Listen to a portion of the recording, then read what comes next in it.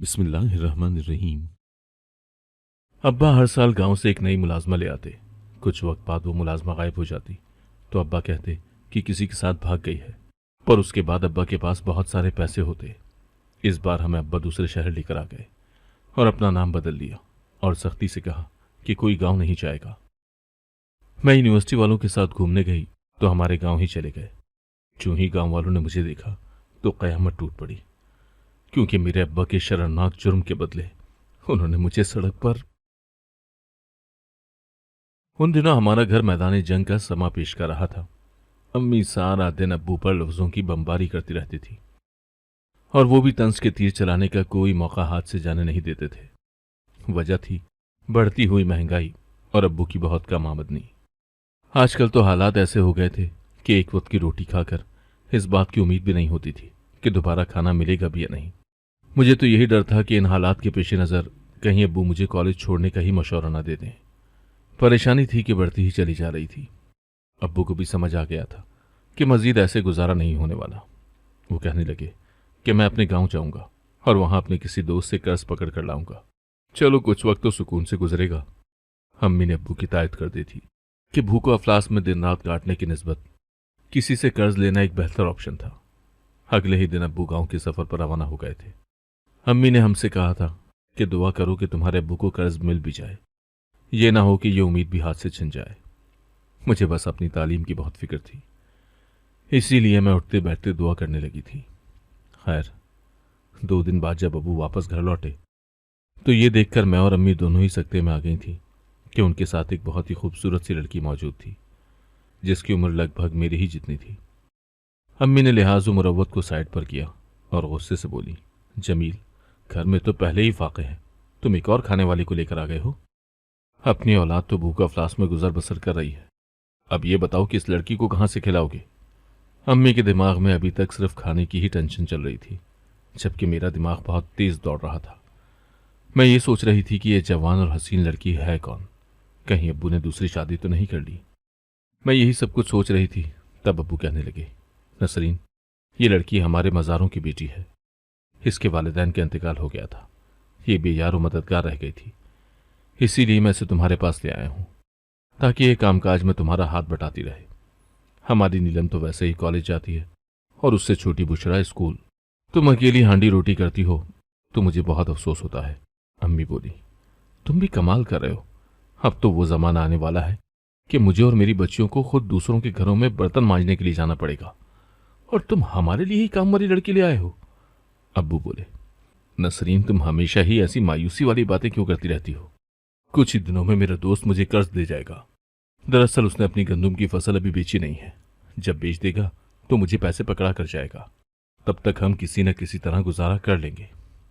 अब्बू की बातें सुनकर अम्मी पुरसुकून हो गई थी, जबकि मेरा दिल बेइंतहा खुश हो गया था। पैसे मिल जाने थे, जिसका यही मतलब था कि मेरी तालीम अधूरी नहीं रहने वाली थी। अम्मी ने भी मुलाजमा आ जाने का खूब फायदा उठाया था। अम्मी ने पूरे घर की तफसीली सफाई करवाई थी, यहां तक कि सालों से पुराना बंद स्टोर रूम भी खुलवाकर साफ करवा लिया था। नए पुराने सब बिस्तर भी धुलवा लिए थे। अम्मी बहुत खुश थी। वो उठते बैठते यही कहती थी कि इस लड़की के आ जाने के बाद गंदी औलाद को काम कहने की मजबूरी खत्म हो गई है। सादिया तो बिना कहे ही सब कुछ कर देती है।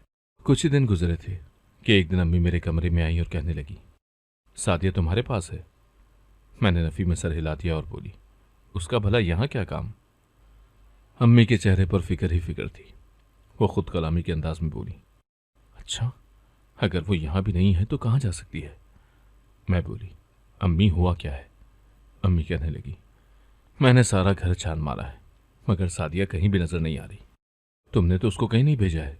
मैंने नफी में सर हिला दिया और बोली, यहीं कहीं होगी, उसने कहाँ जाना है। आप जरा गौर से तलाश करें, यह भी मुमकिन है कि वो काम के डर से किसी कोने खुदरे में छुपी बैठी हो। अम्मी ने तंजिया नजरों से मेरी जानिब देखा था और बोली, वो कोई नीलम थोड़ी ना है जो काम से छुपती फिरे। इतना कहकर अम्मी मेरे कमरे से निकल गई थी। मैं फिर से अपने आप में मशगूल हो चुकी थी, मगर फिर मुझे भी उस बेज़रत सी लड़की का ख्याल आया तो उठकर कमरे से बाहर आ गई थी। अम्मी और बुशरा बहुत परेशान नजर आ रही थी, जबकि अब्बू के चेहरे पर गुस्सा ही गुस्सा था। वो आगे बढ़कर बोली, क्या हुआ है, सादिया नहीं मिली क्या। अब्बू ने मुझे खा जाने वाली निगाहों से देखा था। वो कहने लगे, तुम सब की सब बेकार हो। एक लड़की का ख्याल नहीं हुआ तुम लोगों से? अपने अपने कमरों से निकलकर बाहर देखने की जहमत ही नहीं करती हो। एक काम वाली लड़की क्या मिल गई थी? तुम लोगों के तो होश ही ठिकाने नहीं थे। अब करो ऐश, जब वो घर से भाग गई है तो। उसके चचा ने बड़े मान से अपनी भतीजी मुझे सौंपी थी और ये भी कहा था कि मेरी बच्ची किसी लड़के को पसंद करती है। हमने उसकी छानबीन करवाई तो ये इंकिशाफ हुआ कि वो लड़का अच्छा नहीं है। इसीलिए हम अपनी बेटी को उससे दूर रखना चाहते हैं। आप कुछ वक्त के लिए हमारी बच्ची को अपने साथ शहर ले जाएं। जब वो लड़के को भूल जाएगी तो हम उसे वापस घर ले आएंगे। मुझे तो लगा था कि वो यहां महफूज रहेगी, मगर वो तो यहां से भी भाग गई है। अब मैं उसके चचा को क्या जवाब दूंगा? ये बात सच में बड़ी परेशान कुन थी। हम पर तो पर्चा भी कट सकता था। अब्बू भी सोच सोचकर खफा होते जा रहे थे। सादिया के चले जाने के बाद हमारे घर से जैसे सुकून भी रुखसत हो गया था। हम सब हर वक्त घबराए से रहते थे कि अब पुलिस आई कि तब आई। अब्बू ने अपने मज़ारे को बता दिया था कि उनकी भतीजी घर से भाग गई है। उन्होंने भी अब्बू को बुरा भला कहा था और उन्हें ही मौरूद इल्ज़ाम ठहराया था। चंद दिन गुजर गए तो उनका फ़ोन आ गया था। वो अपने रवैये पर परेशान थे और अब्बू से माजरत भी कर रहे थे। वो कहने लगे कि हमारी अपनी बच्ची का कसूर था, इसीलिए तो उसे आपके साथ रुखसत कर दिया था, मगर उसने जो ठाना हुआ था वो कर दिखाया। सादिया के चचा की ऐसी बातें सुनकर अब्बू की फिक्र खत्म हुई थी। हम बहनें भी खुश हो गई थी कि बाप के सर से मुसीबत टल गई थी। उसी दिन अब्बू का दोस्त उन्हें कर्ज की रकम भी दे गया था। अब्बू ने जब ये बात बताई तो घर में शादमानी की कैफियत थी। अम्मी कहने लगी, जमील, कितने पैसे मिले हैं? अब्बू हंसकर बोले, इतने के चंद महीने तुम बहुत आराम से गुजार सकोगी। अब्बू ने अम्मी के हाथ पर 50,000 रुपये रख दिए थे और बोले, इन पैसों से अपने लिए और बच्चों के लिए कपड़े बना लो। अम्मी का तो मुंह खुले का खुला रह गया था। हमने कभी इतना पैसा एक साथ नहीं देखा था। हमारे घर में शुरू से ही गुर्बत का राज था, मगर जब से महंगाई ज़्यादा हुई थी तब से हमारे बहुत ही बुरे हालात हो गए थे। फिर मेरे कॉलेज की फ़ीस भी ज़्यादा थी। हम तीनों माँ बेटियाँ बाजार की जानिब चल दी थी। हमने अपनी पसंद की काफ़ी चीज़ें खरीद ली थी। फिर जब भूख लग गई तो खाना भी बाहर से ही खा लिया था। पैसा एक बहुत बड़ी नेमत है। पैसे के साथ ज़िंदगी के 90% मसाइल हल हो जाते हैं। अब्बू अब हम पर खूब पैसा खर्च किया करते थे। अम्मी को बिना मांगे ही वक्तन फ़वक्तन पैसे देते रहते थे। हम बहनों के मुंह से जो भी चीज़ निकलती फौरन से दिला दी जाती थी। पहले हमें घर से निकलने की भी इजाज़त नहीं थी।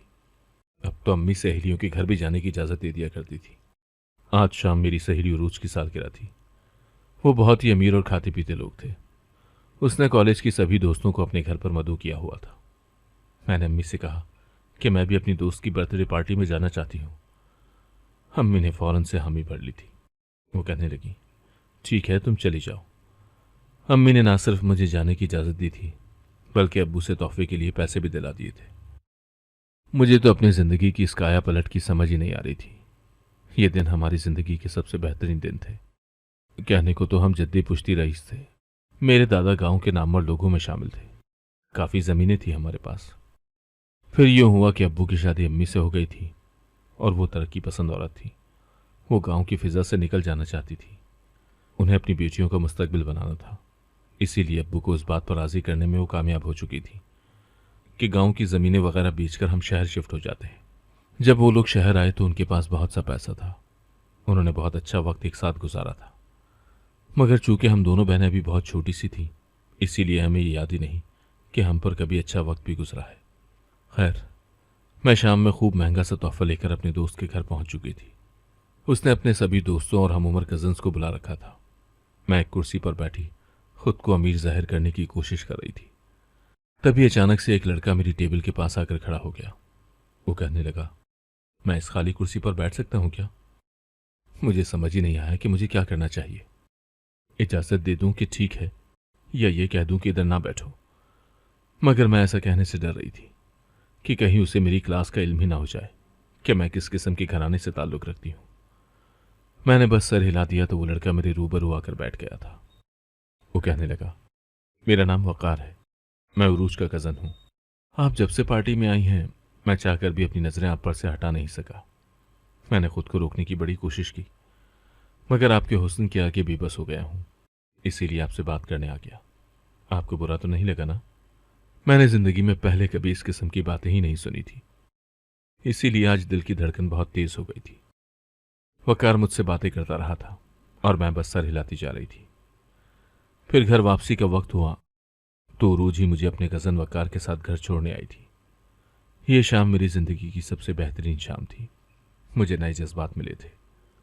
खैर, अगले दिन कॉलेज में मुझे उरूज ने बताया कि उसका कजन तो बस मेरी ही बातें करता जा रहा था। वो मुझसे बहुत मुतासिर हुआ था और मेरा नंबर मांग रहा था। उरूज ने उसे मेरा मोबाइल नंबर भी दे दिया था। अगले ही दिन मुझे वकार के मैसेजेस आने लगे थे। उसने मुझसे अपनी बेताबी का इजहार किया था और यह भी कहा था कि वो मुझसे प्यार करने लगा है। मैं हैरान थी कि एक ही मुलाकात में प्यार कैसे हो सकता है भला।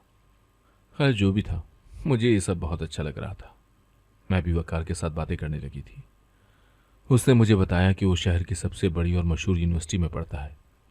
उसने मुझसे भी कहा था कि तुम अपना कॉलेज खत्म करके मेरी यूनिवर्सिटी में ही एडमिशन ले लेना। मुझे वकार इस कदर अच्छा लगने लगा था कि वो जैसा कहता मैं वैसा ही करने लगी थी। मेरे कॉलेज के इम्तहानात हो गए थे। अब बस रिजल्ट आने का इंतज़ार था। मैंने अबू से कह दिया था कि मैं फलां यूनिवर्सिटी में तालीम हासिल करना चाहती हूँ। मेरी बात सुनकर अब्बू के चेहरे पर परेशानी तर आई थी। वो कहने लगे, नीलम, तुमने जितना पढ़ लिया है इतना ही बहुत है। अब तो मैं बस तुम्हारी शादी करके तुम्हें रुखसत कर देना चाहता हूँ। अब्बू की ये बात सुनकर मेरे सर पर तो आसमान टूट पड़ा था।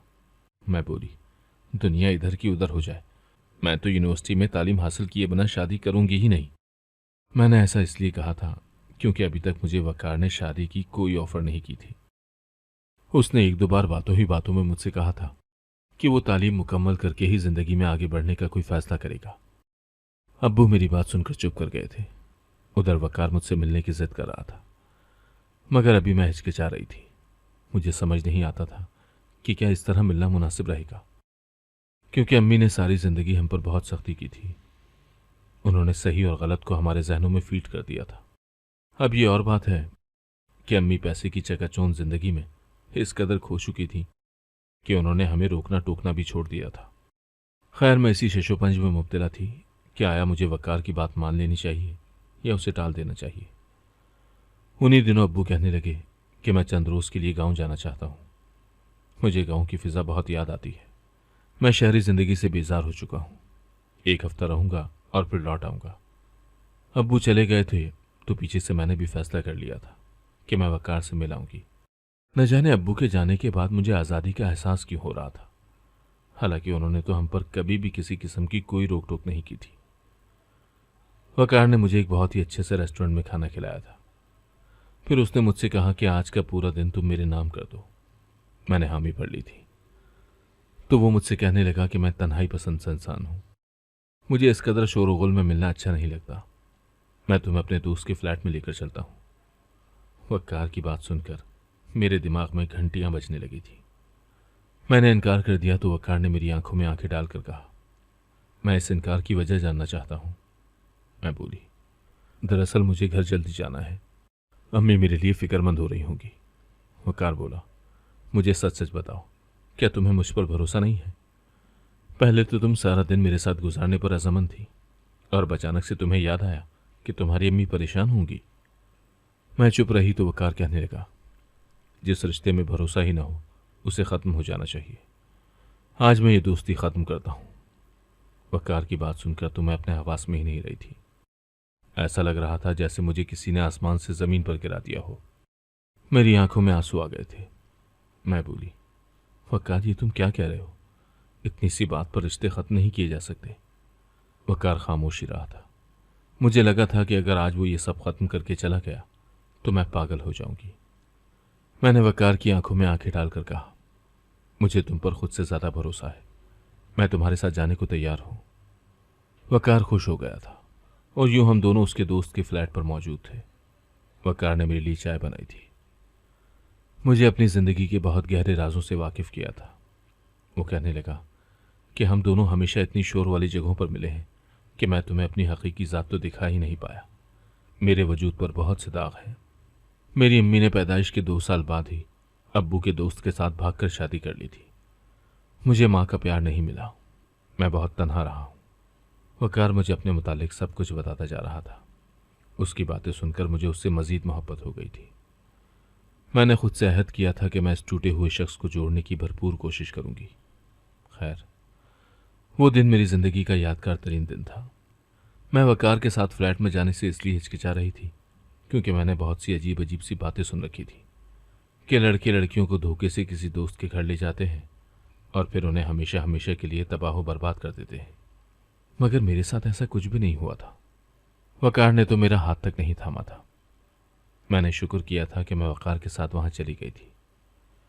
मैं मोहब्बत के उस मकाम पर पहुंच चुकी थी कि मैं वकार को उसकी गहराई तक जानना चाहती थी। आज उसने मेरे साथ जो राज शेयर किया था उसने मुझे अपनी नज़रों में बहुत ख़ास बना दिया था। मैं घर लेट ही पहुंची थी।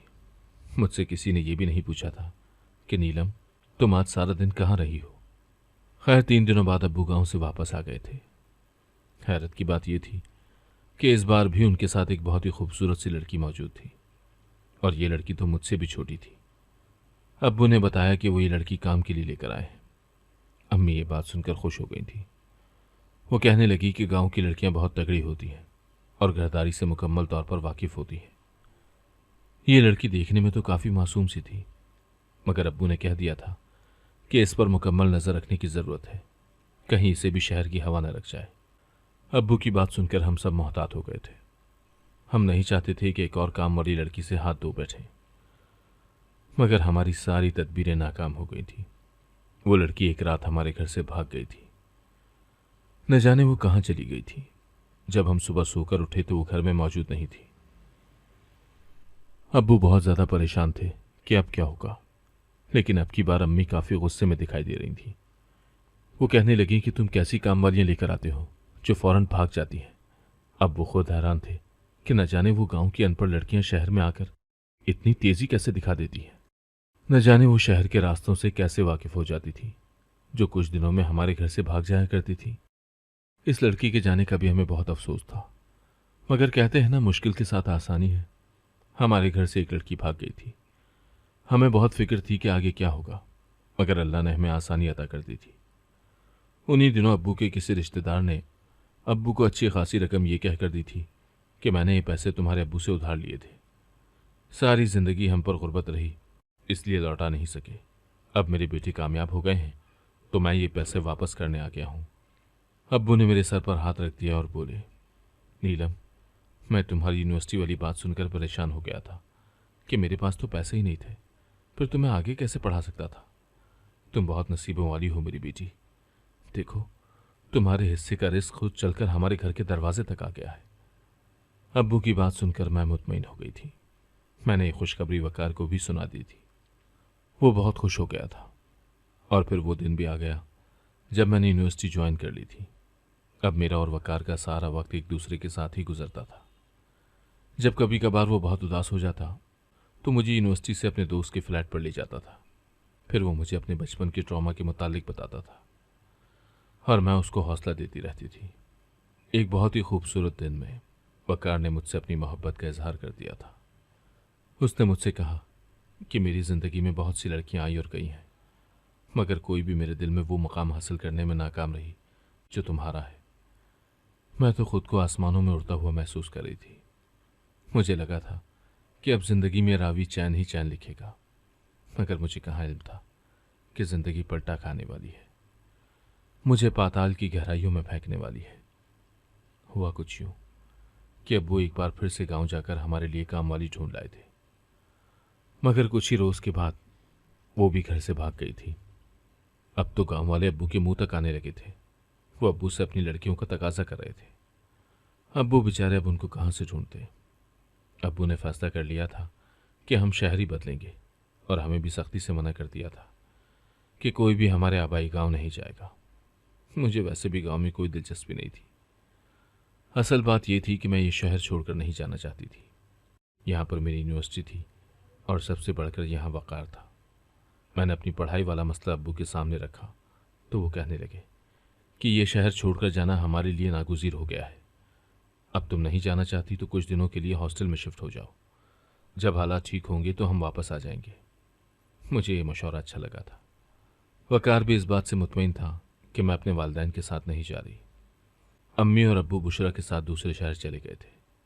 अब मुझे वकार के साथ वक्त गुजारने की खुली छूट मिल गई थी। हम हर लम्हा साथ साथ रहते थे। एक दिन वकार का फ़ोन आया।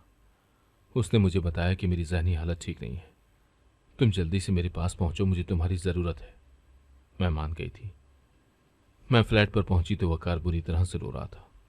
वो मुझे बता रहा था कि आज मैंने अपनी वालदा को देखा।